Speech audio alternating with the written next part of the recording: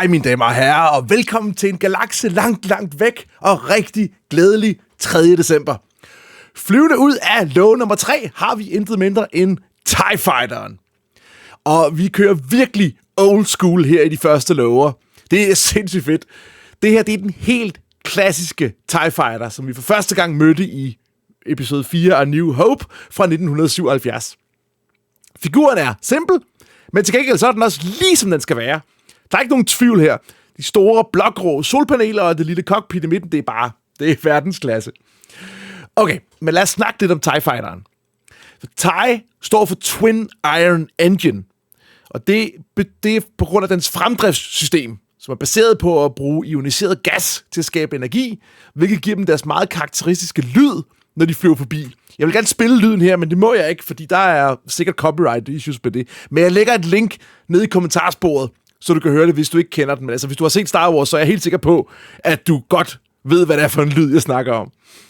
Den lyd er næsten lige så ikonisk som TIE Fighterens design. Og dens kæmpe store vinger har også den ulempe, at de giver piloten et utroligt dårligt udsyn. Og de kan kun se lige frem. Men det mener Imperiet faktisk var et rimeligt kompromis, og faktisk synes det kunne være en motivation for, at piloterne skulle koncentrere sig, når de fløj.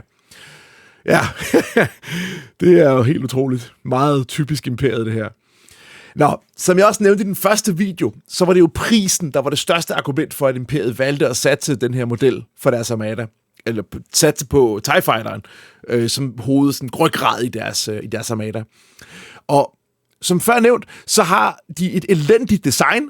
De har ikke noget hyperdrive, de har ingen skjolde, de har kun et minimale life support systemer, som betyder, at hvis de bliver ramt, så er der meget, meget, meget lille chance for, at piloten overlever.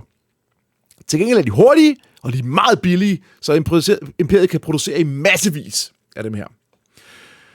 Og som sagt, det er den helt klassiske TIE Fighter-model, men der er flere andre. I slutningen af den første film, så ser vi Darth Vaders personlige TIE Advanced, og allerede i den næste film, i Empire Strikes Back, så bliver vi introduceret til den større TIE Bomber, som offrer manøvredygtighed for at være meget, meget, meget tungere armeret, og også kan bombe planeternes overflader. Godt, vi slutter af for i dag med et sjovt faktum om TIE Fighteren. Dens lyd, som jeg snakkede om før, den bliver skabt ved at blande lyden fra en elefant, der brøler, med lyden af en bil, der kører på våd asfalt. Ja, den er god nok. Du kan jo prøve at klikke på linket i kommentarsporet og lytte selv og se, om du kan høre det. Nå, det var alt for denne gang. Tusind tak, fordi I kiggede med. Jeg håber også, I vil se med i morgen. Og jeg håber også, at de vil være med til at give videoen et like. Hvis du ikke allerede abonnerer på kanalen, så er du også meget velkommen til det, og jeg vil blive rigtig glad, hvis du deler den med venner og bekendte og alle, du tror, der kunne være sjovt at følge med heri. Så lad mig vide i kommentarsporet, hvad synes du om TIE Fighteren? Har du en yndlings-TIE variant? Lad mig høre om det i kommentarsporet, og så ses vi i morgen til endnu en lov. Hej hej!